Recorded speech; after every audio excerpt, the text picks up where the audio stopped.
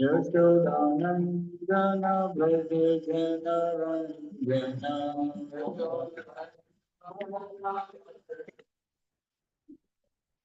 Yashodanandana Braja Jana Ranjana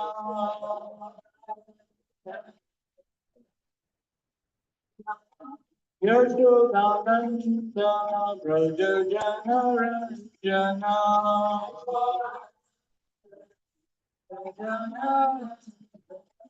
Yamunadira Vanachari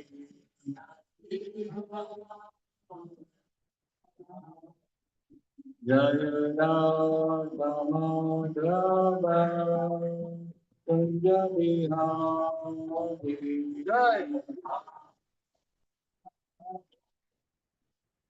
Kunja Vihari Jaya Ramadava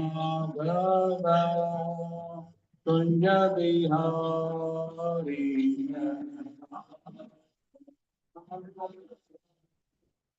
Kunja Vihari Jaya Ramadava Kunja Vihari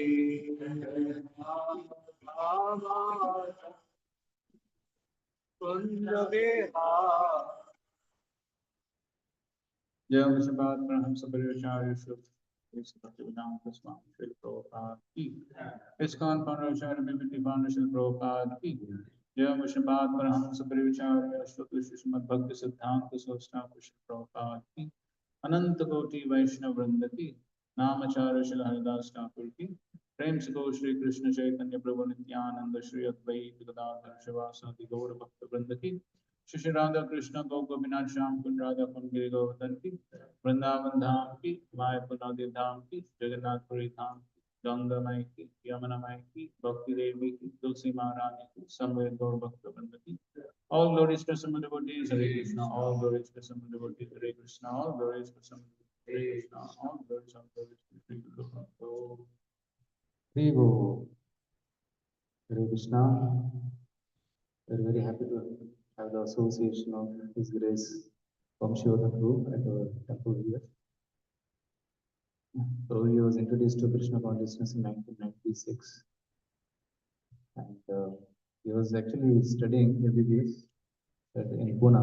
At that time, Prabhuji got introduced to Krishna consciousness, and then Prabhuji joined as a full-time brahmachari in 1999 in ISKCON Pune Camp Temple.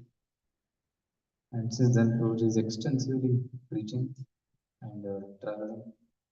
I remember in our voice days, youth center days in Bangalore, RV College, we had a youth center, and Prabhuji used to regularly come in the early days and give us guidance. And we were very, very attracted to his wonderful classes and kirtans, where he goes in depth, teaches in depth the subject matter.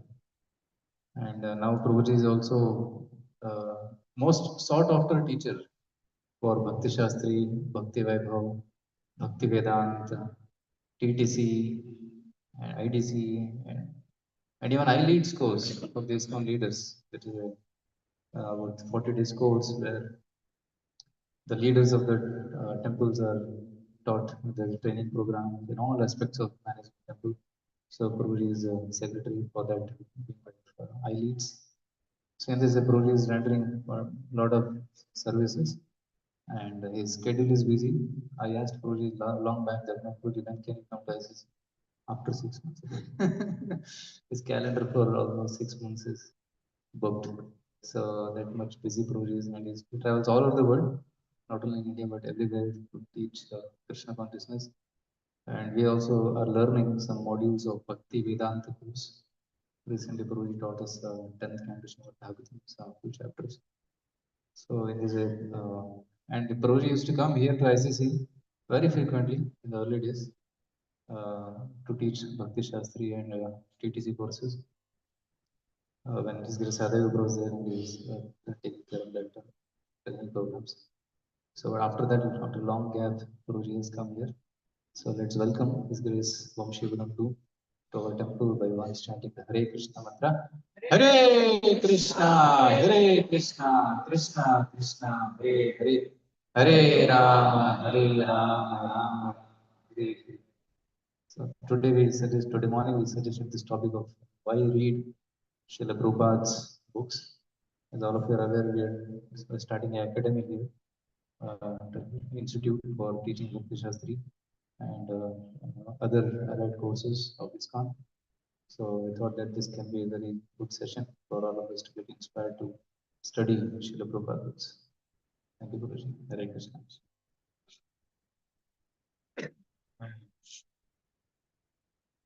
Om Namo Bhagavate Vasudevaya.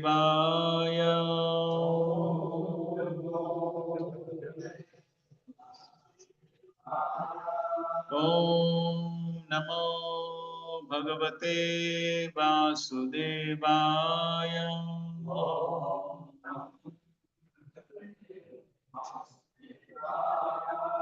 Om Namo Bhagavate Vasudevaya.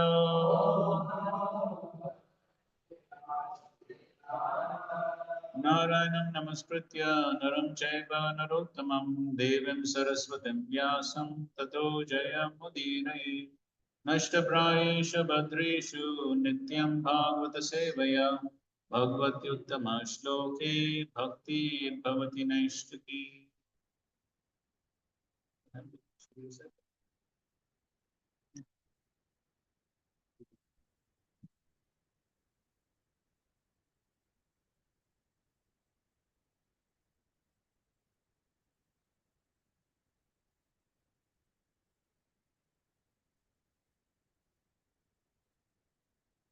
Okay, we'll chant first.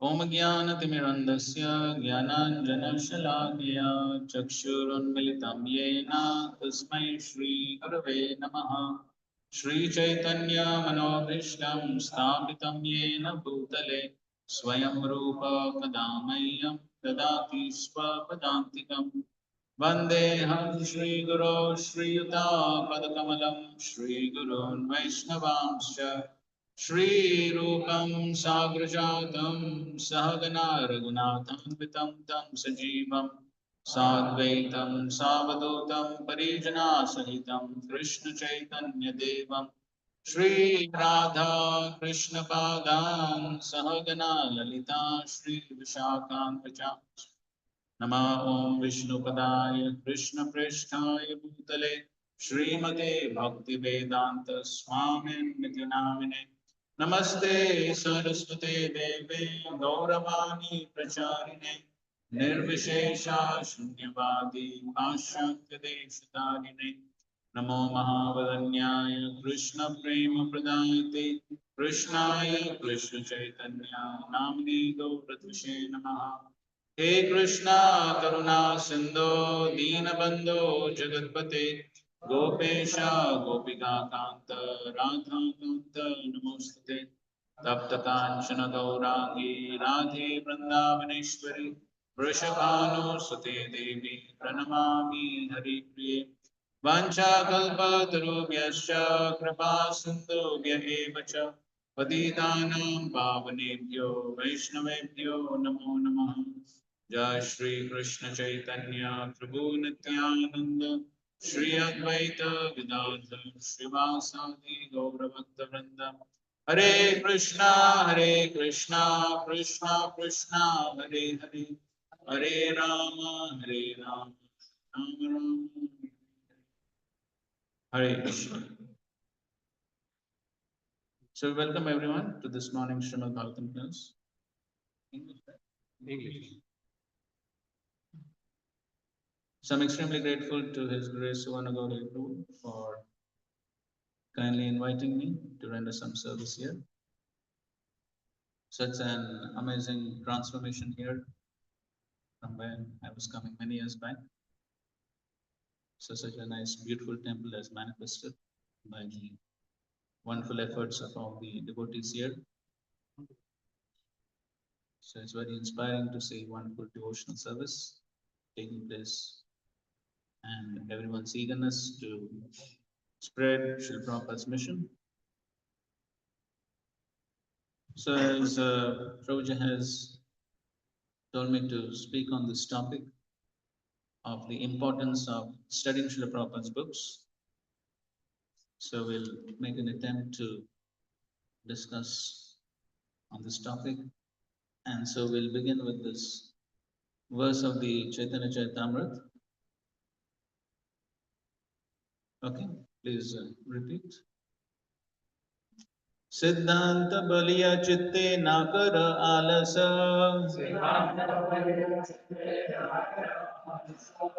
इह होइते कृष्णे लागे सुदृढ़ मानस सिद्धांत बलिया चित्ते ना कर आलस इह होइते कृष्णे लागे सुदृढ़ मानस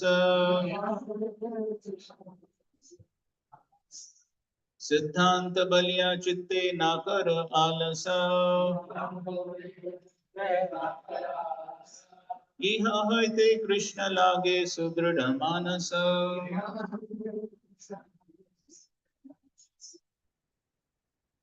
सिद्धांत बलिया चित्ते न कर आलस ते कृष्णे लगे सुदृढ़ मानस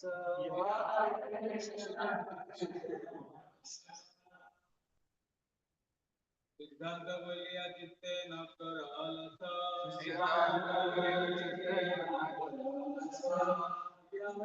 कृष्ण लगे सुदृढ़ मानस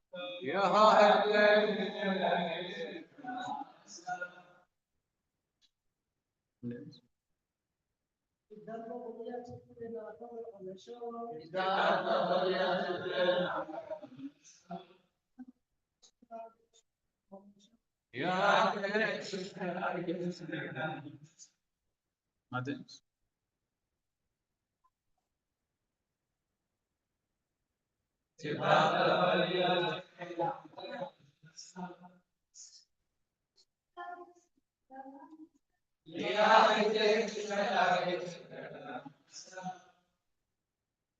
What word meaning? Siddhanta, conclusion. Baliya, considering. Chitte, in the mind.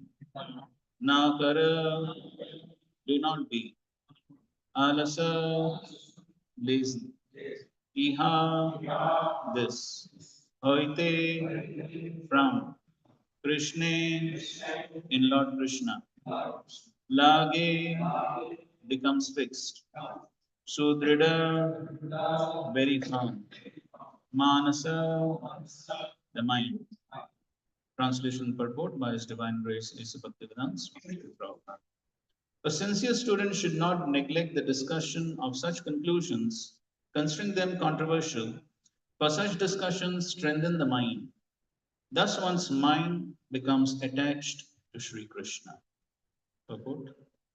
There are many students who, in spite of reading the Bhagavad Gita, misunderstand Krishna because of imperfect knowledge and conclude him to be an ordinary historical personality. This one must not do. One should be particularly careful to understand the truth about Krishna. If because of laziness one does not come to know Krishna conclusively, one will be misguided about the cult of devotion, like those who declare themselves advanced devotees and imitate the transcendental symptoms sometimes observed in liberated souls. Although the use of thoughts and arguments is a most suitable process for inducing an uninitiated person to become a devotee, neophytes in devotional service must always alertly understand Krishna through the vision of the revealed scriptures, the bona fide devotees, and the spiritual master. Unless one hears about Sri Krishna from such authorities, one cannot make advancement in devotion to Sri Krishna. The revealed scriptures mention 9 means of attaining devotional service, of which the first and foremost is hearing from authority. The seed of devotion cannot sprout unless watered by the process of hearing and chanting. One should submissively receive the transcendental messages from spiritually advanced sources and chant the very same messages for one's own benefit as well as the benefit of one's audience. When Brahma described the situation of pure devotees freed from the culture of empiric philosophy and fruitive actions, he recommended the process of hearing from persons who are on the path of devotion. Following in the footsteps of such liberated souls who are able to vibrate real transcendental sound can lead one to the highest stage of devotion, and thus one can become a Mahabhagavat. From the teachings of Lord Chaitanya Mahaprabhu to Sanatana Goswami, Madhya Leela 22nd chapter, text 65, we learn Shastra Yukti Sunipo Nau Dhrida Shraddha Yara Uttama Adhikari Se Taraya Samsara. A person who's expert in understanding the conclusion of the revealed scriptures and who fully surrenders to the cause of the Lord is actually able to deliver others from the clutches of material existence. Srila Rupa Goswami in his Upadeshamrit advises that to make rapid advancement in the cult of devotional service, one should be very active and should persevere in executing the duties specified in the revealed scriptures and confirmed by the spiritual master. Accepting the path of liberated souls and the association of pure devotees enriches such activities. Imitation devotees who wish to advertise themselves as elevated Vaishnavas and who therefore imitate the previous acharyas but do not follow them in principle are condemned in the words of Srimad Bhagavatam, 2nd canto, 3rd chapter, text 24, as stone-hearted. Srila Vishwanath Chakravarti Thakur has commented on this stone-hearted condition as follows. भैर अश्रु पुलकयो सतोरपि यदृणयं न विक्रियेत तद अश्मसारम इति कनिष्ठ अधिकारिणाम एव अश्रुपुलकादि मत्वे अपि अश्मसार हृदयतया निंदेशा. Those who shed tears by practice, but whose hearts have not changed, are to be known as stone-hearted devotees of the lowest grade. Their imitation crying induced by artificial practice is always condemned. The desired change of heart referred to above is visible in the reluctance to do anything not congenial to the devotional way. To create such a change of heart, conclusive discussion about Sri Krishna and his potencies is absolutely necessary. I repeat this statement. To create such a change of heart, conclusive discussion about Sri Krishna and his potencies is absolutely necessary. False devotees may think that simply shedding tears will lead one to the transcendental plane, even if one has not had a factual change in heart. But such a practice is useless if there is no transcendental realization. False devotees lacking the conclusion of transcendental knowledge think that artificial shedding of tears will deliver them. Similarly, other false devotees think that studying books of the previous acharyas is unadvisable, like studying dry empiric philosophies. But Srila Jiva Goswami, following the previous acharyas, has inculcated the conclusions of the scriptures in the sixth thesis called the Shat Sandarbhas. False devotees who have very little knowledge of such conclusions fail to achieve pure devotion for want of zeal in accepting the favorable directions for devotional service given by self-realized devotees. Such false devotees are like impersonalists who also consider devotional service no better than ordinary fruitive actions. Prabhupada ki jai.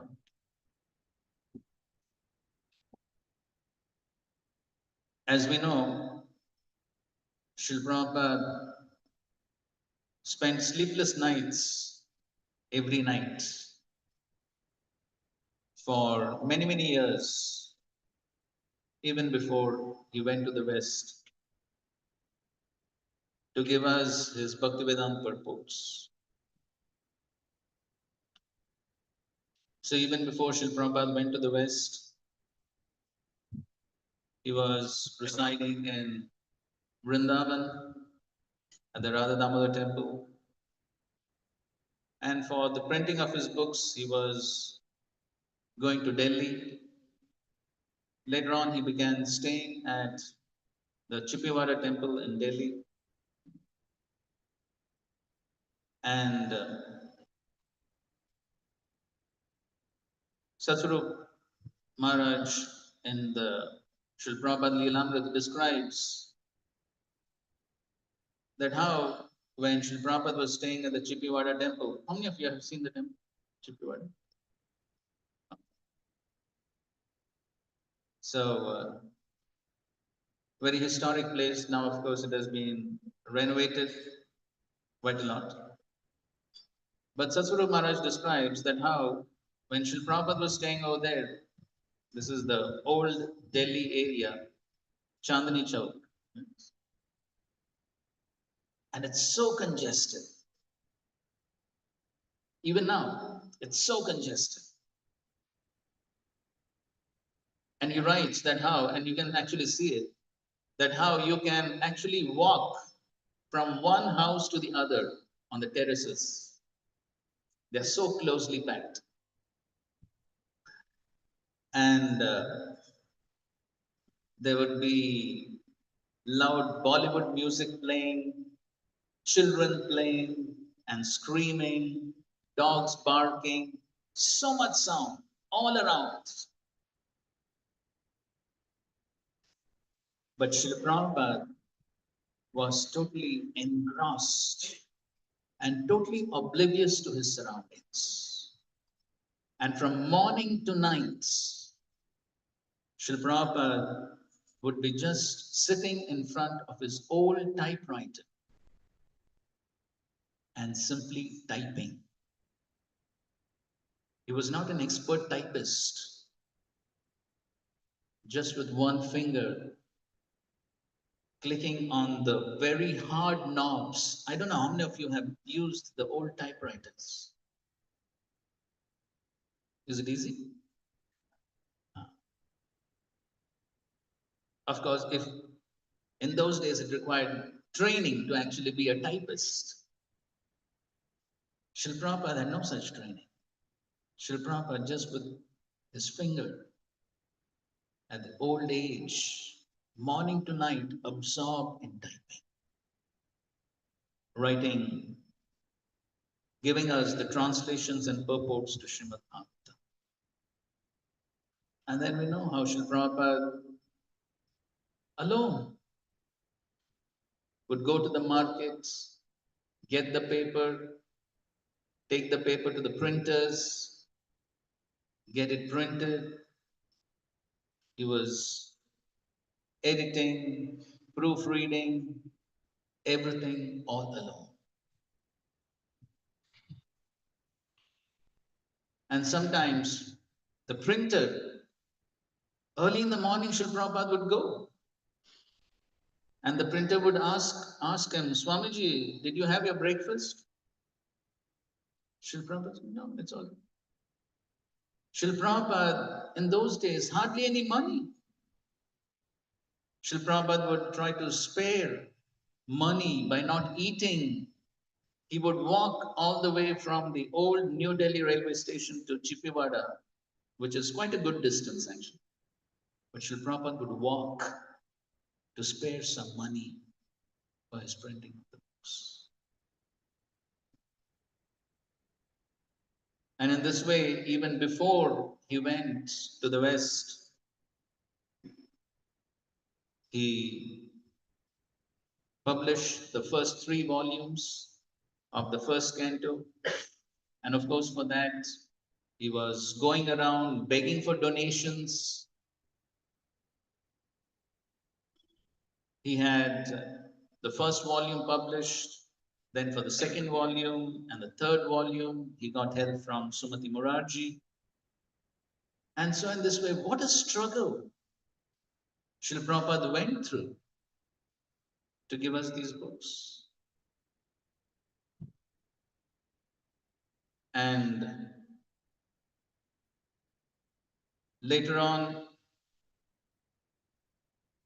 almost in 1976, 77, as explained by his personal servants like Shrutakirti Prabhu, Harishore Prabhu, many months at a stretch, Srila Prabhupada did not sleep at all at night. The entire nights he was engrossed because he knew he had a very short time. He was trying his best to finish the Srimad Bhagavatam.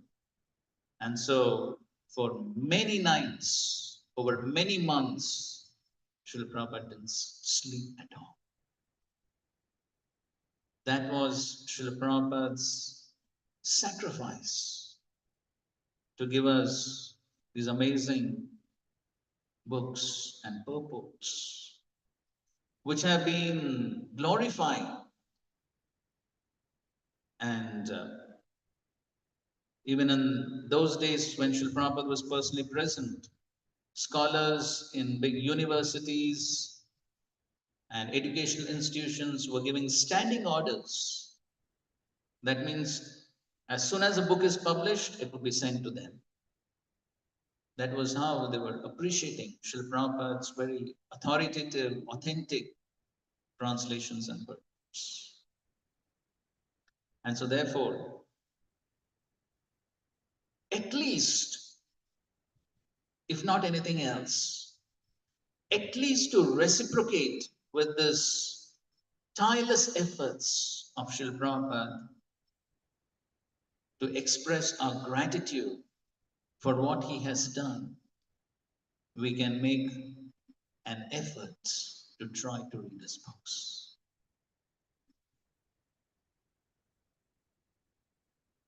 Srila Prabhupada spent sleepless nights to write them. Are we able to forego even little sleep to read them? At least we can try to do it. And so Srila Prabhupada did make this point that I didn't write these books simply for devotees to distribute. I have written them for devotees to read them. And Srila Prabhupada himself, in his lectures, purports, letters, conversations, has emphasized the need to study his books. And so, we would like to see a few quotes from Srila Prabhupada's own letters and lectures, the need to study his books. This is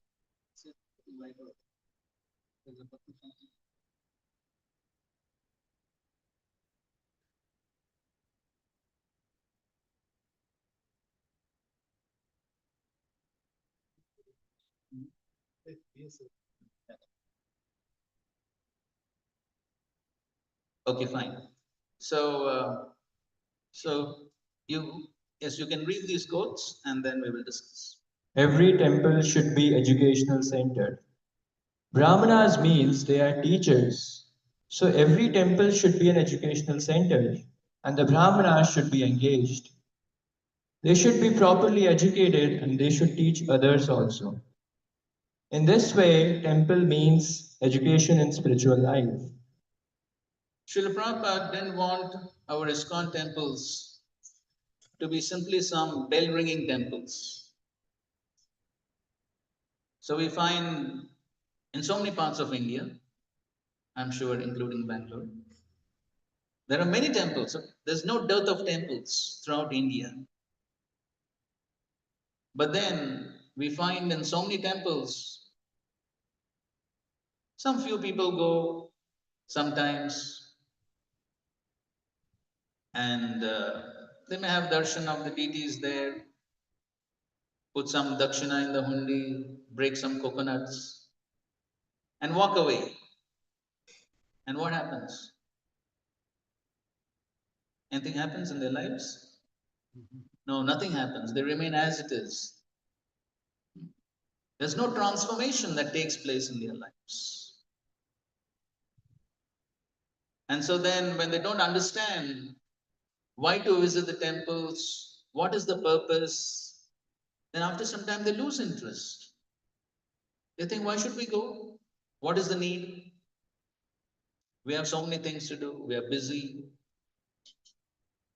And so therefore we find that over time, then we find so many temples, hardly any people visit. There are so many huge temples in South India, especially in Tamil Nadu, in Kumbakonam, we had seen such huge temples. Hardly any people. And very unfortunate, but sometimes we find in some places just dogs loitering around, totally unclean.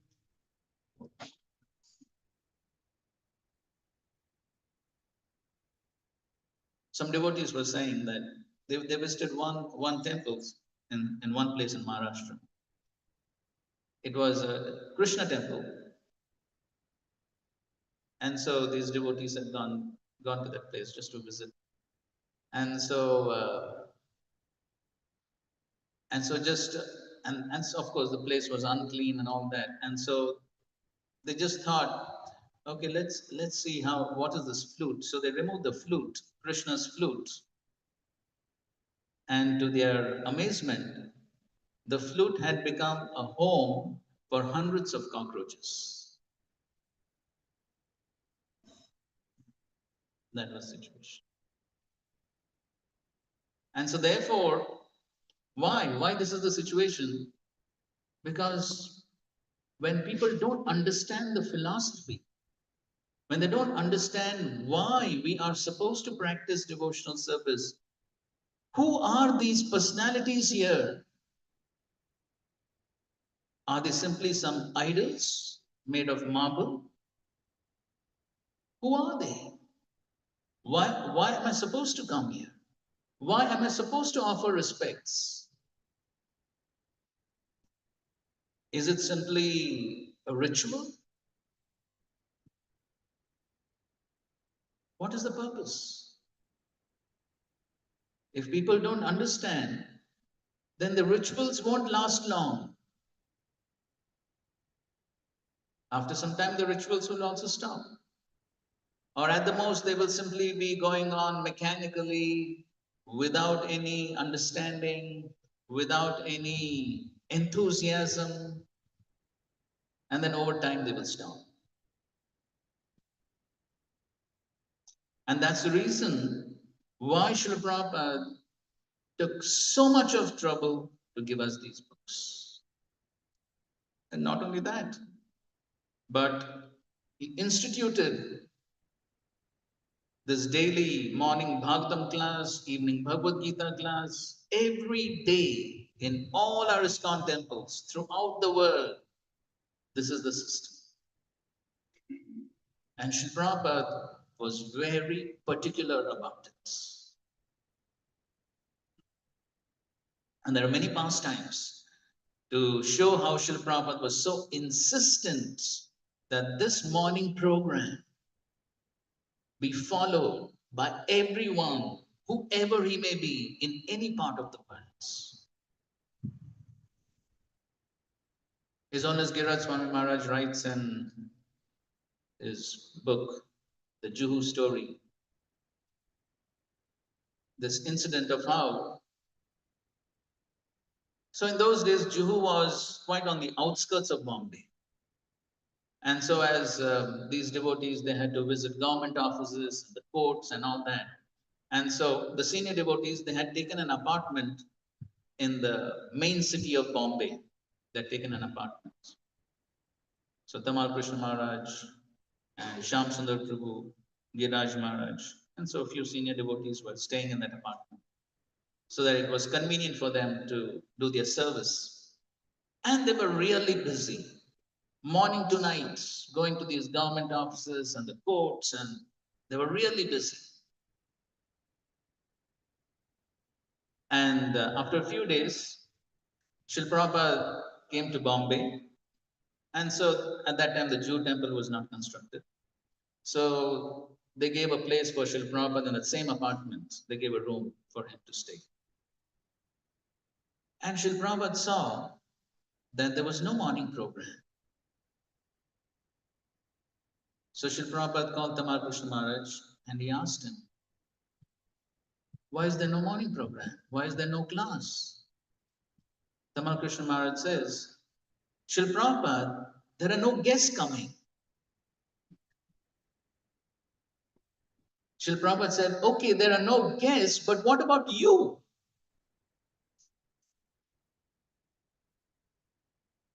Sometimes we tend to think that Krishna consciousness is for others. Therefore, in this purport also, Srila Prabhupada writes, very interestingly, Srila Prabhupada says, yes, one should submissively receive the transcendental messages from spiritually advanced sources and chant the very same messages for one's own benefits. So what we are doing on one hand is for one's own benefit as well as benefit of one's audience. So if I speak or if I hear or if I attend the morning program, who gets the benefit? I get the benefits. And then if others also get the benefit, that's secondary. So anyways, so Tamal Krishna Maharaj says there are no guests coming. Srila Prabhupada says, okay, there are no guests, but what about you? And then Tamal Krishna Maharaj says, but Srila Prabhupada, we are so busy from morning to night, we have no time. Then Srila Prabhupada says, that's all right, but what do the materialists do? The materialists also, they get up early in the morning, they eat something, then they go off to their offices, and then they come back. So if you are also doing the same thing, then what is the difference between you and them? And then Srila Prabhupada says, you have made this place a hostel mess. That's what people do in hostels, right? In hostels also people are staying together and they may go to their colleges or jobs or whatever. Morning they go, evening they come. So if we are also doing the same thing, then what's the difference? And so immediately next day, Srila Prabhupada started the morning program himself. Srila Prabhupada himself started giving the classes morning and evening. And then, of course, so many guests also came. And that's how Srila Prabhupada was so particular that this morning program, these classes, they go on regularly. Because without that, there will not be spirituality. There will simply be empty rituals which will not go on for long. And so, though this comes a little later, but I'm going to say it right now in the context of Srila Prabhupada's pastimes. So once in Mayapur, 1974, Srila Prabhupada was giving his Bhagavatam class in Mayapur on Queen Kunti's prayers. And just as Srila Prabhupada began his class, one devotee stands up to leave. And Srila Prabhupada immediately asks, where is he going? And one devotee in the audience, you can hear it, it's recorded. One devotee in the audience says, he has some work to do. And Srila Prabhupada thunders back, what work? It will simply be Ugra Karma. Ugra Karma means what? Materialistic work. And then Srila Prabhupada says, if there is no regular hearing and chanting, then after some time, you will ask, why has my old spiritual master given me this huge burden of the deity? The Archa Vigraha will simply become Kalagraha. a huge stone tied around the neck. How long one will carry the burden? Not too long. And then Srila Prabhupada, in the same lecture, Srila Prabhupada goes on to say, he says, if in our temples there is no program of regular hearing and chanting, then these big buildings will simply become places where pigeons will build their nests and pass stew. Srila Prabhupada spoke quite heavily. Why? Because he wanted to emphasize this point, that how it is so important for us to have this regular reading, hearing, and chanting. This is what will keep the spiritual substance of the institution. Otherwise, the institution will simply become another materialistic institution, doing at most maybe some philanthropic work. But if we want to keep up the spiritual substance and the spiritual enthusiasm to perform the spiritual activities, then the understanding of the philosophy and the practice of the philosophy is something which is absolutely essential. And that's the reason Srila Prabhupada, in almost a very unique way, frankly, we hardly find this in even any of the bona fide Vaishnava Sampradayas, we hardly find the system of regular classes. We hardly find any merits. But Srila Prabhupada was so insistent upon it. Shrutikiti Prabhu tells this pastime of how one afternoon Srila Prabhupada calls Shrutikiti Prabhu and asks him, so what are the devotees doing? So Shrutikiti Prabhu goes and sees in the ashram, afternoon time. And needless to say, what everyone does in the afternoon time, everyone was blissfully sleeping. And so Shrutikiti Prabhu comes back and tells Srila Prabhupada, they're sleeping. Prabhupada says, call them. So Shrutikiti Prabhu wakes them up. And they manage to come into Srila Prabhupada's room. So Srila Prabhupada says, why are you sleeping? Wasting time, sleeping. Why don't you read my books? I've given you so many books. Why don't you read them?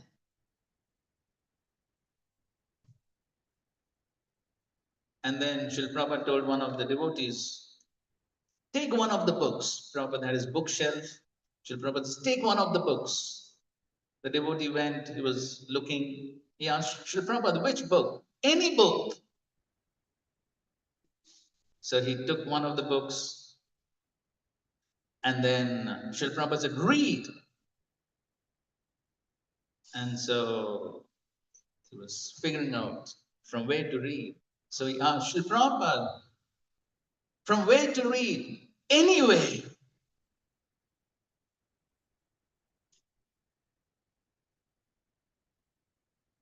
And Srila Prabhupada had them, he made them sit there and read.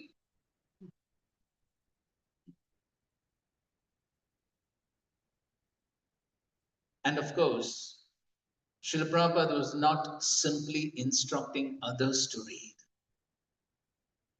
As Shrutikiti Prabhu says, the most amazing thing was not just amazing, the most unusual thing, which we practically never find, and that is Srila Prabhupada, as the author of the books, was personally reading his own books regularly.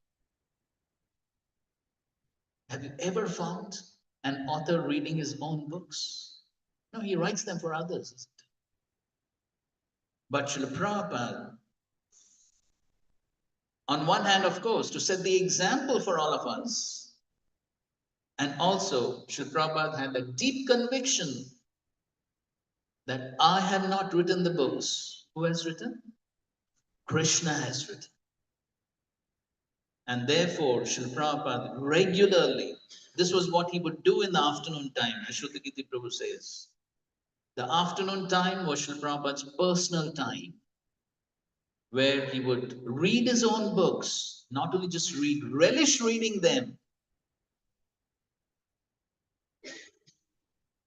sing bhajans, and that was his personal time. But that's what Srila Prabhupada was doing. He was not just instructing others, he himself was reading his books. And that's why Srila Prabhupada is saying here, so every temple should be an educational center. That's Srila Prabhupada's instruction. That's the emphasis that Srila Prabhupada gave. And then he wanted devotees to be brahmanas, because that's the duty of brahmanas, to study and teach. As Srila Prabhupada often said, the society today is like a body without head. So sometimes we may find somebody without a hand, without a leg. Do we ever find somebody walking around without a head? You never find that, right? But that's modern day society, without a head. And therefore, Srila Prabhupada very often said, we are training at least some people to be brahmanas, to give direction to the rest of society.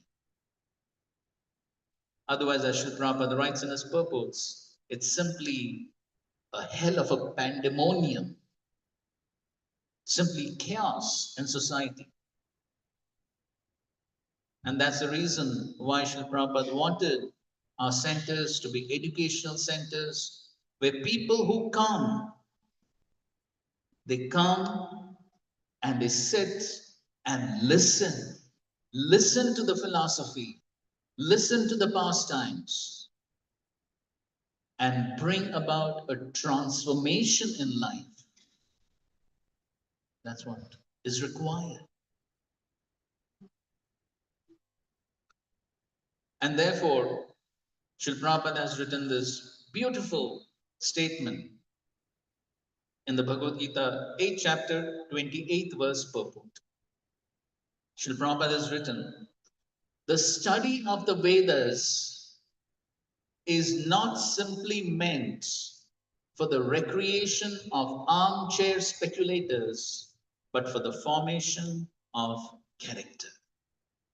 I repeat, the study of the Vedas, maybe you also can repeat, the study of the Vedas is not simply meant for the recreation of armchair speculators,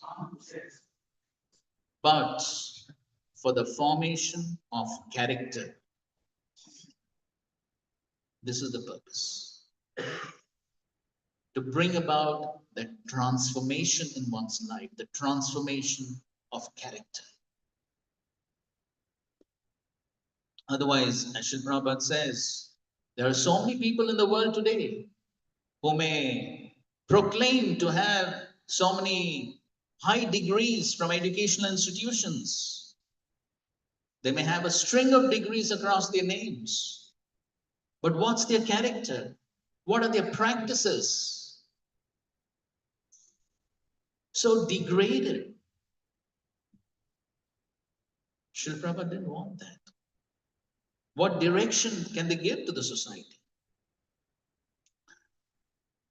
When Srila Prabhupada was in the US, once a lady who was doing a PhD on religious movements came to meet Srila Prabhupada. Having heard that Srila Prabhupada is the founder of the Hare Krishna movement, she came to interview Srila Prabhupada.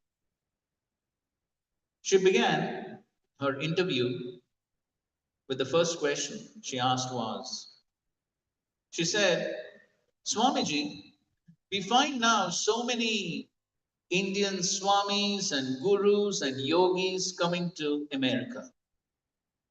What effect do you think this will have on American culture? And Srila Prabhupada replied by saying, American culture? What culture is that? She didn't expect that answer.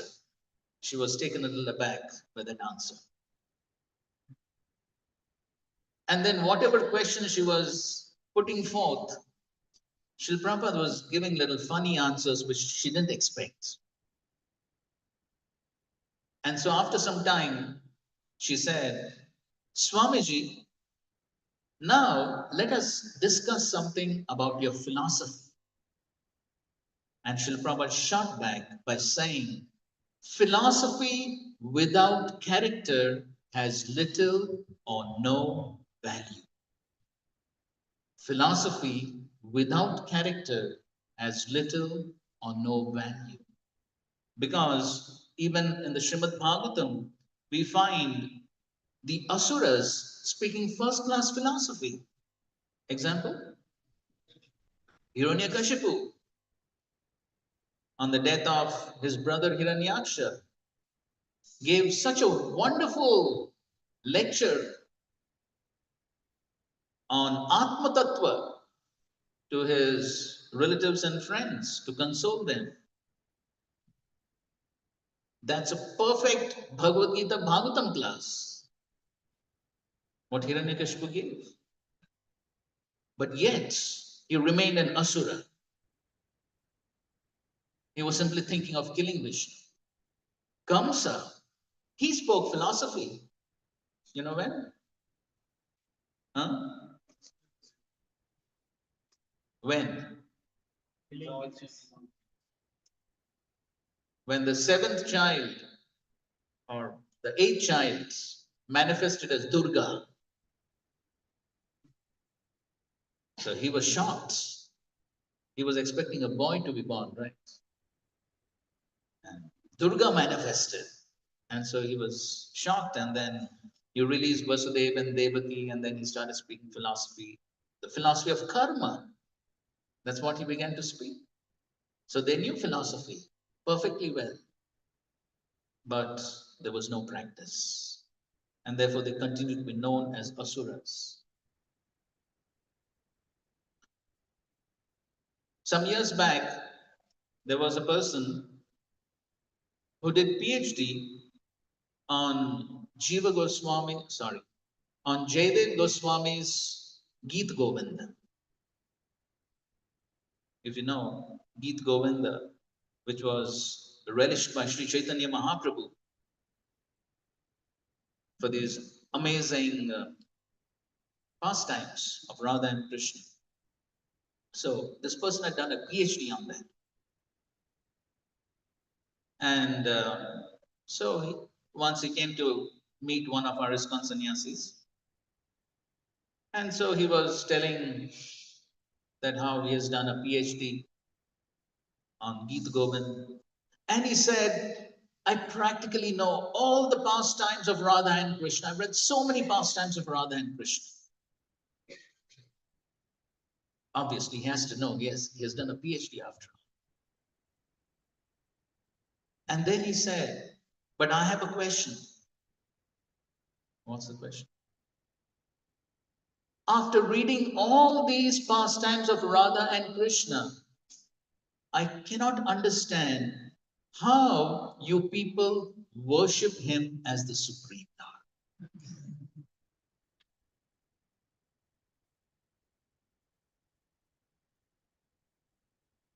That was the result of his PhD.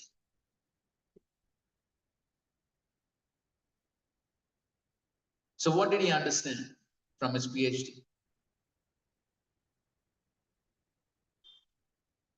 And so therefore, our ISKCON sannyasi humbly submitted to him, gave a suggestion. He said it would be nice that if you could study the second chapter of the Bhagavad Gita before the PhD first study the ABCD. So the point is that it's not simply about studying the Vedas, studying the scriptures without understanding the purpose. And therefore, Srila Prabhupada wanted people, devotees, to study the scriptures and bring about transformation in one's life. And that's the reason why he says temple means education and spiritual life. That's the purpose. Okay, fine. Next one. Okay, so we have these various Shastri courses, I'm sure all of you are aware. Just to make a point on this, these Shastri courses have not been instituted by any devotee within ISKCON after Srila Prabhupada. Rather, these courses, the names, what should be taught in the courses, everything has been given by Srila Prabhupada himself. Unfortunately, I forgot to put those letters, but there are letters which Srila Prabhupada has written where clearly he mentions what are the courses, what is to be taught, everything have been given by Srila Prabhupada. Okay, and so therefore, all this is simply, we are simply trying to follow Srila Prabhupada's instructions, nothing more than that. Okay, good.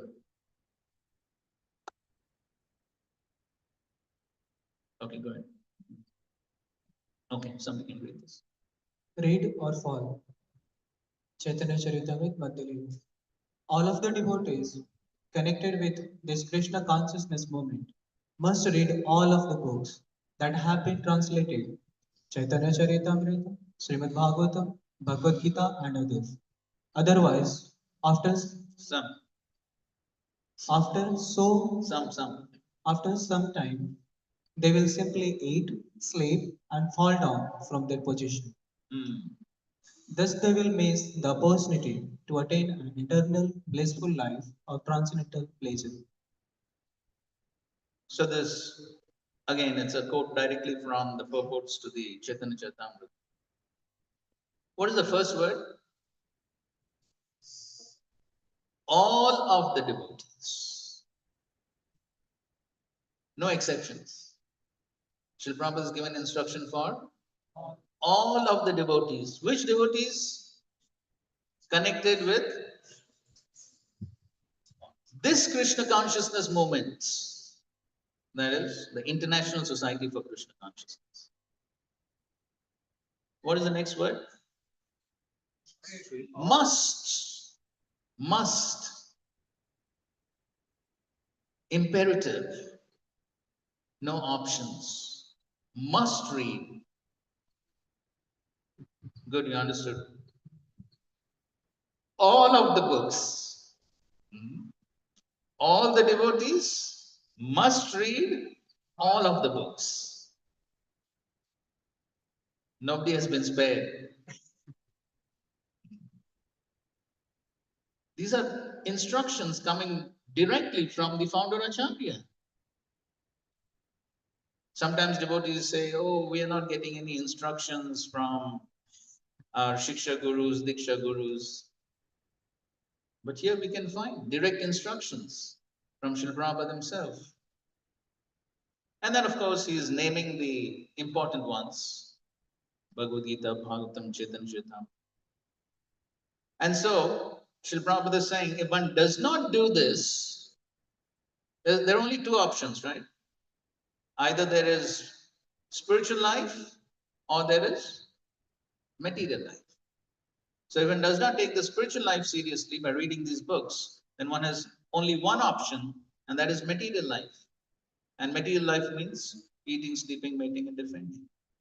And if one simply is engrossed in material life, then, as Srila Prabhupada says, what will be the result?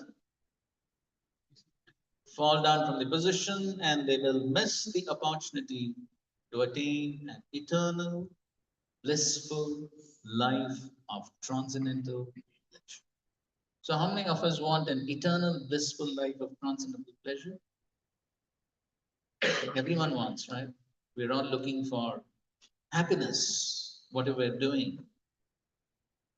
and eternal happiness. We're all looking for that. But the only way, there is no second way. The only way one can achieve that eternal happiness on the spiritual platform is by taking to Krishna consciousness seriously. And we'll be able to do that when we regularly read Srila Prabhupada's books and understand the philosophy. Next. Answer to all questions. Study Bhagavad Gita as it is and Srimad Bhagavatam and continue to help your God brothers in developing Krishna consciousness. Develop your preaching in this way, and this will be the most successful and appreciated endeavor. When you study very carefully all of the literatures which are available, especially Bhagavad Gita as it is, you will have in your grasp answer to all questions that may be put to you. Please encourage the others to read this Bhagavad Gita at least one chapter every day. That's quite a high expectation, right? One chapter every day. But yes, the emphasis is on the regular reading. That's the point. So Srila Prabhupada emphasized the regular reading, and so therefore here he's especially talking about having in your grasp answers to all questions that may be put to you. So in preaching, so when we are preaching, people ask many questions, right? They ask or they don't ask. Definitely they have questions they will ask. And so if they ask questions and we don't have answers, then what we will say? We'll let you know tomorrow. So we'll have to cut a sorry figure if we don't have the answers. And so therefore, if we want to preach effectively, have the answers to various questions that people may ask, then definitely we should be reading the books regularly. Next. Free from all doubt. That you can give chance to others. Free from fall down. I want Free from all doubt. free from all doubt. No editing. I want you leaders, especially to become absorbed in the philosophy of Bhagavad Gita, Srimad Bhagavatam, and become yourselves completely convinced and free from all doubt. On this platform, we shall be able to carry on the work satisfactorily. But if there is a lack of knowledge or if there is a forgetfulness, everything will be spoiled in a time. So especially, we must encourage the students to read our books throughout the day as much as possible and give them all the good advice how to understand the books and inspire them to study the things from every point of view. Better to boil the milk very vigorously and make it thick and sweet. That is the best progress. So let us concentrate on training our devotees very thoroughly the knowledge of Krishna consciousness from our books and from tapes by discussing always and in so many ways instruct them in the right proportions.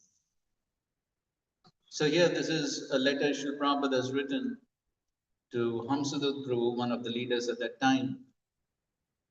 And so, we know the famous Bhagavad Gita verse, Yad Yad Acharti Shreshtas Tat Tat Eveto Jana Lok Sayat Pramanam Kurute Lokastad Anuvar.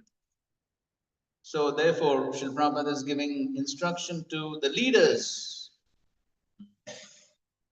So if the leaders don't read, then how can they set the example for others? So as we just mentioned, Srila Prabhupada himself was reading his own books. And so therefore, if the leaders again simply give instructions to others to read, but they themselves don't read, then again, it won't set the right example. Again, here we can see the specific use of words. Srila Prabhupada was very precise. Every word that Srila Prabhupada used, Srila Prabhupada would think and write. As you can see here, I want you leaders especially to become, what's the word? Absorbed. Absorbed. That means Srila Prabhupada didn't want simply a superficial reading, like just like one reads a novel or a newspaper. How does one read novel or newspaper? One just superficially turns pages, right? Srila Prabhupada didn't want that type of reading, as you can see here. He's talking about being absorbed. That means one is scrutinizingly, Srila Prabhupada also uses these words, scrutinizingly reading, being absorbed, so that just like when one is preparing for some exam, I'm sure all of you have given exams, right? So when there are exams, then how do we read? There is some absorption, right? Because if you want to pass the exam, if you don't want, that's another. But if you want to pass the exam and get good results, then we are forced to be absorbed. And so that's what Srila Prabhupada wanted. And you can see here, he says, on this platform, you shall be able to carry on the work satisfactorily. But if there is a lack of knowledge or if there's forgetfulness, then everything will be spoiled in time. The effects of something good or bad may not be visible immediately, but everything takes some time. Within the world, there are examples of spiritual organizations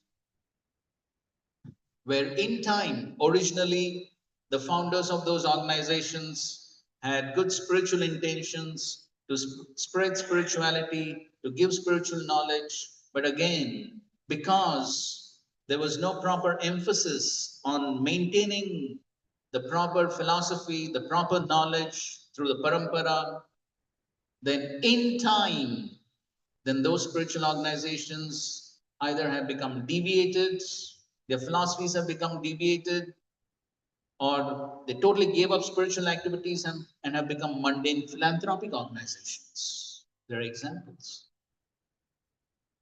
And therefore, if we want to maintain the consistency, the purity of the philosophy, as again Krishna himself says in the Bhagavad Gita, evam parampara praptam imam rajarshyo sakala neha mahata yogo nashta parant. Sakala neha mahata. In time the parampara was lost. Just like even after Sri Chaitanya Mahaprabhu left this world, after some time, what happened? So many apasampradayas. Bhaktivinoda Thakur names 13 apasampradayas, all professing to be followers of Sri Chaitanya Mahaprabhu with totally deviant philosophies. That is what happens. And therefore, Srila Prabhupada is emphasizing this. And then he makes this classical point, which many devotees speak about, and that is boiling the milk. So what happens when milk is boiled? Yes, it becomes thick. What goes out? What goes out? The water goes out, right? The water goes out, and therefore the milk becomes thick and sweet. Correct. Called rabdi. I don't know, in South India they make. So similarly, Srila Prabhupada, why is talking about this boiling of the milk? By reading the books, by understanding the philosophy, and by sincere, serious practices of devotional service, what is unwanted will go away. What is unwanted? What is unwanted within us? Yes, the various anarthas. The various anarthas which are the cause of all problems, which are the cause of so many miseries, miseries to oneself, miseries to others. So when one properly practices the philosophy, then all the anarthas will go away, and then one can become sweet devotees offerable to the Supreme. Devotees with character. And the Lord will be very pleased with such devotees, because that is what Krishna expects, as he has spoken in the Bhagavad Gita, 12th chapter, verses 13 to 18, 13 to 20. There, Krishna speaks about a whole list of qualities. If you want to please me, if you want to become dear to me, then these are the qualities you need to develop. And so, if we understand the philosophy properly, seriously practice, then we'll be able to get rid of our various anarthas, and that's how we can improve our qualities, our character, and that's what will please Krishna and the Acharyas. And that's what Srila Prabhupada is speaking about, boiling the milk. And so he wanted the leaders themselves to read the philosophy, understand the philosophy, and also encourage other devotees to do the same. Okay, fine. Next. Okay, this is quite similar. Understanding the knowledge from different angles of view. Okay, read this. Steadiness. Yes, as a sannyasi and GBC, your first duty is to read my books. Otherwise, how will you preach? In order to remain steadily fixed in Krishna consciousness, there must be a sound philosophical understanding. Otherwise, it will become only sentiment. Whenever you find the time, please read my books. So here again you can find Srila Prabhupada is writing letter to Swasarup Das Goswami, again one of the leaders at that time, and he's saying, your first duty is to read my books, not last duty. First duty. First duty. That's top priority. That's how Srila Prabhupada considers this to be so important. Otherwise, he says, how will you preach without that? And another important point Srila Prabhupada is making here is that in order to remain steadily fixed in Krishna consciousness, there must be a sound philosophical understanding. Otherwise, it will become only sentiment. So, you know what is meant by a sentimental platform? What is meant by a sentimental platform? Yes, moved by emotions. Mental platform, right? Sentimental platform is a mental platform. And what are the functions of the mind? Yes, accepting, rejecting, sankalpa, vikalpa. These are the two functions of the mind. So when everything is favorable, when everything in devotional service is going exactly the way I want, when every devotee is behaving with me exactly the way I want, when prasadam every day is exactly the way I want, when everything is going first class, then the mind will say, Krishna consciousness is wonderful. But the moment there are problems, and as devotees, do we ever face problems? Or everything goes perfectly smoothly? And when there are problems, the mind will say, Krishna consciousness very impractical. Give up. Not possible. That's how the mind will act. That's a sentimental platform. And so if one has to rise above the sentimental platform, then the sound philosophical understanding as the foundation of our spiritual practices is very just like in a building. Okay, so here we have so many huge buildings. So what's the most important part of the building? Really? How many enter a building and say, oh, this building's foundation is very beautiful? How many go and glorify the foundation? Anybody does that? People glorify so many other things, right? The architecture, the design, the painting, whatever, so many things. Who glorifies the foundation? But yet, that's the most important thing. Especially when will the foundation of the building be tested? When will the foundation of the building be tested? Yes, when there are earthquakes, storms, cyclones, then the foundation will be tested. In those situations, if the building collapses, then people will blame the engineer and say, oh, weak foundation, that's why the building collapsed. Till then, nobody will talk about it. After it collapses, they will talk about it. The same thing. So the sound philosophical understanding is like our foundation of our spiritual practices.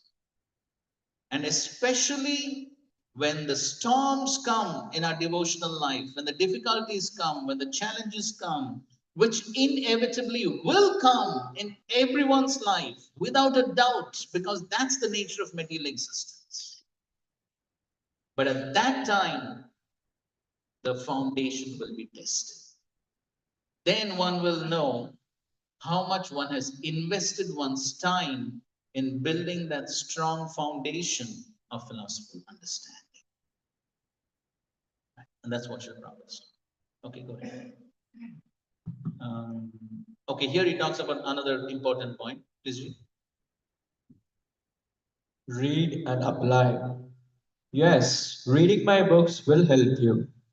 Philosophy must be there. But if you do not also apply the philosophy by participating in all temple affairs, like rising early, attending Mangalarti, performing devotional service, then simply learning the philosophy will have no effect. Okay, so in one sense, we have addressed this point. And so Srila Prabhupada didn't want us to simply become bookworms. You know bookworms? Sometimes in the book you'll find some small insects, worms, they're living in the book. So if they're living in the book, then obviously they should have learned the whole book, right? But we don't find that happen. So Srila Prabhupada didn't want us to be simply like that, but he wanted us to understand the philosophy and apply that in our lives so that the gyan turns into vigyan. Knowledge turns into realization by which we are actually able to live a life on the basis of that philosophy. As it said, there is the person Bhagavat and there's the book Bhagavat. And the person Bhagavat is one who lives his life on the basis of the book Bhagavat. And that's what Srila Prabhupada wanted us to do. Go ahead. Okay, this will be the last quote we'll take. Nothing outside Srila Prabhupada books. There is no need by any of my disciples to read any books beside my books. In fact, such reading may be detrimental to their advancement in Krishna consciousness, except in certain authorized cases. For example, to read some philosopher like Plato to make an essay comparing his philosophy with Krishna's philosophy. But otherwise, all such outside reading should be stopped immediately. It is simply another botheration. If my students cannot even read my own books thoroughly, why should they read others? I have given you TLC. What need is there to read Chaitanya Charitamrita translated by someone else? You are right to stop such reading. So, Srila Prabhupada himself is emphasizing the reading of his own books for devotees of ISKCON. And why? Of course, we already did make the points right in the beginning that Srila Prabhupada has taken so much of trouble, so much of sacrifice for all of us. And therefore, in order to reciprocate with Srila Prabhupada's sacrifice, to show our gratitude for what he has done, we definitely need to read his books. The other important reason is, as devotees of ISKCON, it's very important for us to understand Srila Prabhupada's mood and mission, and understand Srila Prabhupada's instructions for us as ISKCON devotees. And so therefore, other acharyas, bona fide acharyas within our sampradaya definitely give the philosophy, but Srila Prabhupada gives practical instructions for ISKCON devotees in so many of his purports. And therefore, as devotees of ISKCON, it's very important for us to understand Srila Prabhupada's desires, his instructions for all of us. And by showing that loyalty and fidelity to our Acharya, our founder Acharya Srila Prabhupada, that's how we make spiritual progress. And that we will only find in Srila Prabhupada's purports. And that's the reason why it's very important for us as ISKCON devotees to focus on reading Srila Prabhupada's books. Now the question may arise that yes, there are so many other books that are being written by ISKCON devotees, bona fide books based on the writings and teachings of bona fide acharyas. So should we read them or not? So in that context, His Holiness Kadam Swami Maharaj, he gave a well-known analogy. So he said that just like we have our standard meal that we have for lunch or dinner.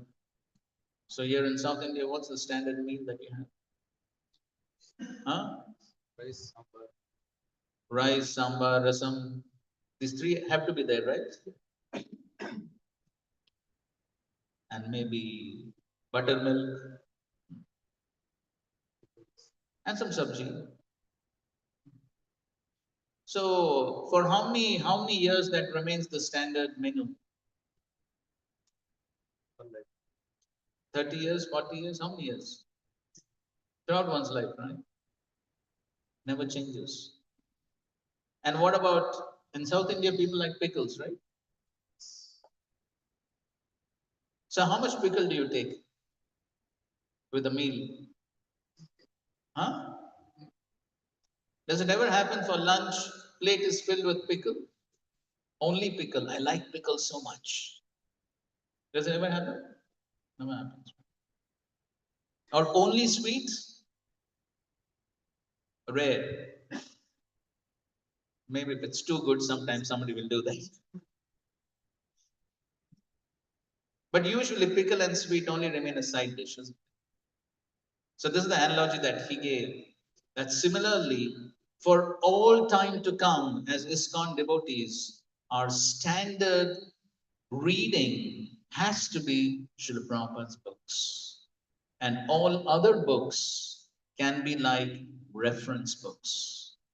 In order to embellish, in order to enhance our understanding of Srila Prabhupada's books, we can read the other books. But our main focus as ISKCON devotees, our main focus for all time to come, for our own safety in Krishna consciousness, it's imperative that we focus on Srila Prabhupada's books. We are not saying other books are banned or something. We are only saying that our essential focus has to be on Srila Prabhupada's books, and other books can be used as reference books. At no point of time one can say, I have read all of Srila Prabhupada's books, now I keep them aside as it is, and I only read other books. That would be extremely detrimental for our own practices of devotional service and our own loyalty to our founder Acharya and ISKCON. And that's the reason why Srila Prabhupada himself has emphasized the reading of his own books for ISKCON devotees. And that's very important, especially in the current age with so much of information available so easily, thanks to Google and all the social media. Information is so easy to get, right? Any Veda, any Puran, any Upanishad, no big deal. You can get it so easily. But then, we are not simply after information. What do we want? Transformation.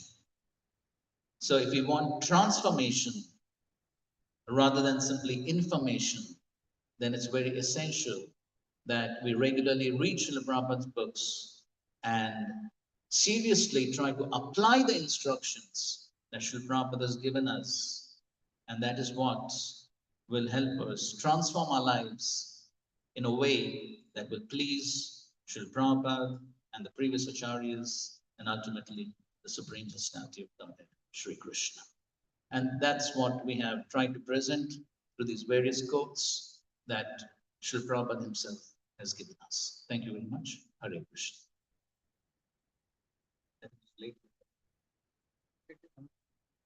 Okay, Prabhu is saying that we can take one or two questions.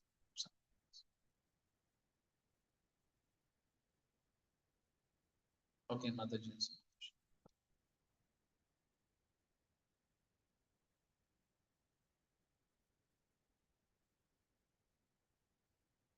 I think as far as my memory goes, I think you were there in the first batch of Bhakti Shastri that was conducted.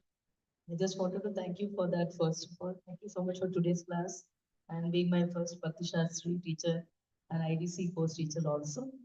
Very grateful to you, Prabhuji. Very nice. My question was, we were speaking, initially you spoke about the morning program. Many girls, including me, also face a challenge in sincerely following. We might follow, of course, the time flexibility is there, but the discipline aspect at many times is a challenge. Prabhuji. So, to all the dressers, what would you advise? Of course, definitely we can try our best, whatever is possible. And so some adjustments definitely can be made.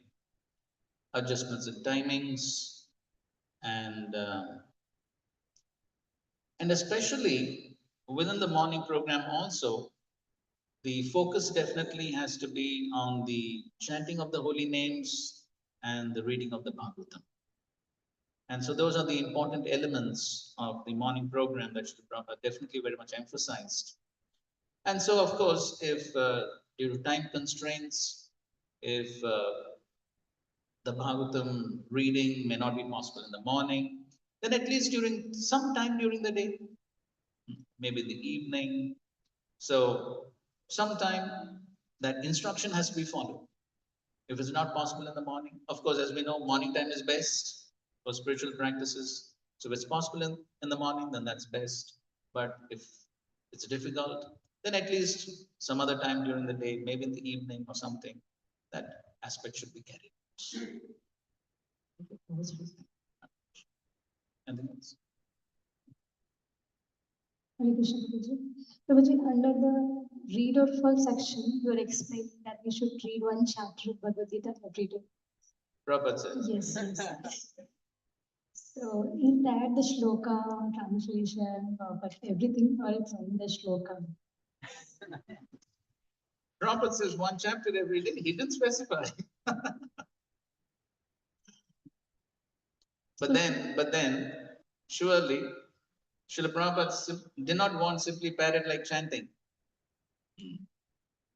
And so therefore, the verses per se are available anywhere. There are so many editions of the Gita.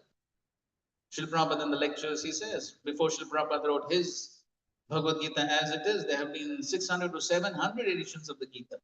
So verses are easy to get from anywhere. But what's the speciality of Bhagavad Gita as it is? What's the speciality? It's the purports, the translations and the purports. That's the speciality of Srila Prabhupada's presentation in accordance to the Parampara. And so therefore, without the reading of the purports and the understanding of the purports, simply recitation of the verses definitely is purifying, but that will not really help much. Then again, it will simply be ritualistic. And therefore, doesn't matter if it takes more time, but still, the reading of the purports is definitely. Thank you. Maybe yes.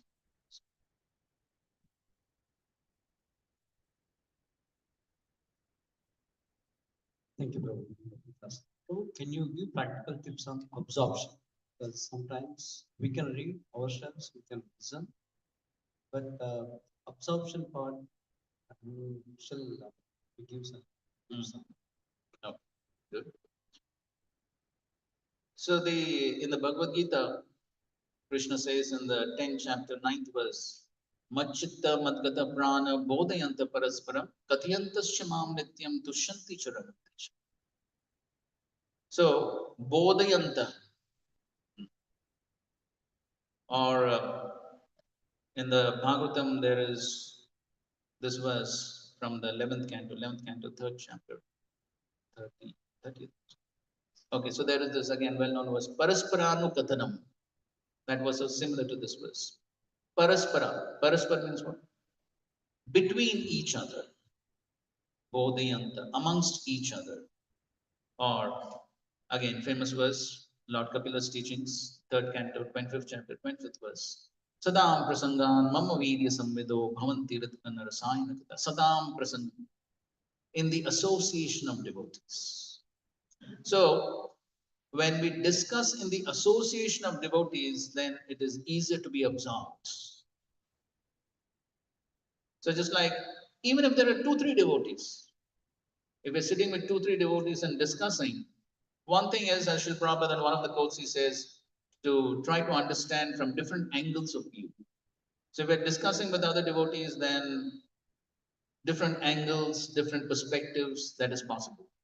And also when there are other devotees, it is less likely to be distracted, isn't it? If we are reading on our own, there's a good possibility of the influence of Rajogun and Tamogun. I'm sure we all have that experience, right? But the influence of Tamogun, what happens? Or we can be distracted, especially so many things to be distracted these days, right? But if we are sitting with 2-3 devotees, it's less likely, isn't it? You at least out of social etiquettes, one will refrain from, having a long conversation with someone with 3-4 devotees sitting around you, or watching something else on the phone with some devotees around. Less likely, isn't it?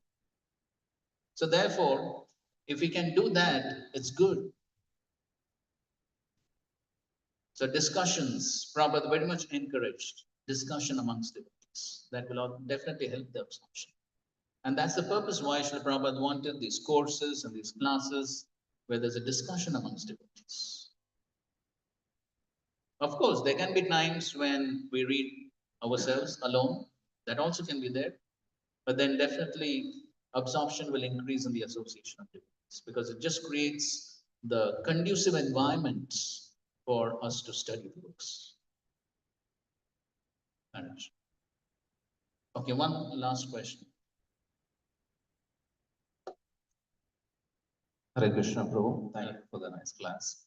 So I always had this doubt where Srila Prabhupada couldn't complete the 10th canto, and then later on it was completed. So somehow this feeling is there that it appears that Srila Prabhupada was not in control, or Lord Shri Krishna was not in control, because the main purpose for which Lord Krishna sent, which Srila Prabhupada himself mentioned, that was to write these books. So how do we understand, because that was the main objective, and it appeared like he left it incomplete. Everything has a purpose. And nothing is accidental. Srila Prabhupada wanted to show to the world that as an acharya, he has also sufficiently empowered his disciples and followers to continue on the legacy that he started. And so therefore, Srila Prabhupada, so he left it, but then was it left incomplete? No. He had competent disciples who could complete it, following in the same mood and mission of Srila Prabhupada. And so therefore, Srila Prabhupada showed it, that yes, there are competent devotees to continue on the movement. Sometimes devotees also ask this question, And I think so soon as Giraj Maharaj talks about it. I think so, and it's a fact, that amongst all the projects in the whole world, Srila Prabhupada spent maximum time where? Juhu. And where did he struggle the most? In Juhu. And yet, he was not present for the installation and the inauguration of the Juhu temple. Correct? Why? And so devotees give similar reason for that also. So Srila Prabhupada wanted to show that yes, it's not necessary that I have to be there. So it's not that, well, Srila Prabhupada was definitely a very competent and accomplished acharya, but he did not leave any competent followers, so much so that nobody after him is qualified to do anything. Nobody after him is qualified to initiate any disciples. Nobody after him is qualified to write any books. Nobody is qualified to do anything. Is that glorification of Srila Prabhupada? No, that's no glorification. If one says that Srila Prabhupada did not leave any competent followers to do anything, that's not Prabhupada's glorification. Prabhupada's glory is in the fact that he left competent followers so that the movement continues on as predicted. For how many years? 10,000 years. So if nobody is competent to lead the movement after him, how is it going to go on for 10,000 years? So therefore, Srila Prabhupada wanted to prove it that yes, there are competent followers to carry on the work of writing and to carry on the movement. That's the understanding as told by many of Srila Prabhupada's disciples. So there's no doubt, Srila Prabhupada's disciples are competent.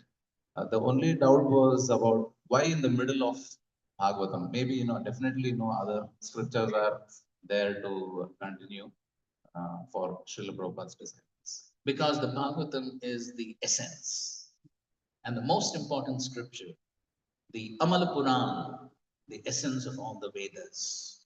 And therefore, that's what is most important. Srila Prabhupada ki jai, Granth Raj Srimad Bhagavatam ki jai, Bhaktivedanta Purports ki jai, Samved Gaur Bhakta Vranda ki jai. Thank you very much. Hare Krishna, Krishna Krishna, Hare Hare, Hare Rama, Hare Rama. Thank you.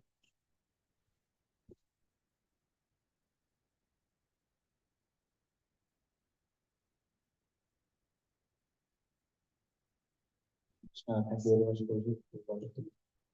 Yes. And while to read Srila Prabhupada books. So, Prabhuji will be staying here tomorrow. So today evening, Prabhuji will be giving a lecture in ISKCON Degur Outpost Center on the topic of Ramayana. Here at 8:30 a.m. in the morning, and tomorrow afternoon we have a youth class for all the youth, 10:30 to 12. Hare Krishna. So let's thank Prabhuji from the core of our heart by chanting once Hare Krishna mantra. Hare Krishna, Krishna Krishna, Hare Hare, Hare Rama, Rama Rama, Hare Hare. Srila Prabhupada ki jai. Prasadam for all devotees is in the Prasadam hall. Hare Krishna.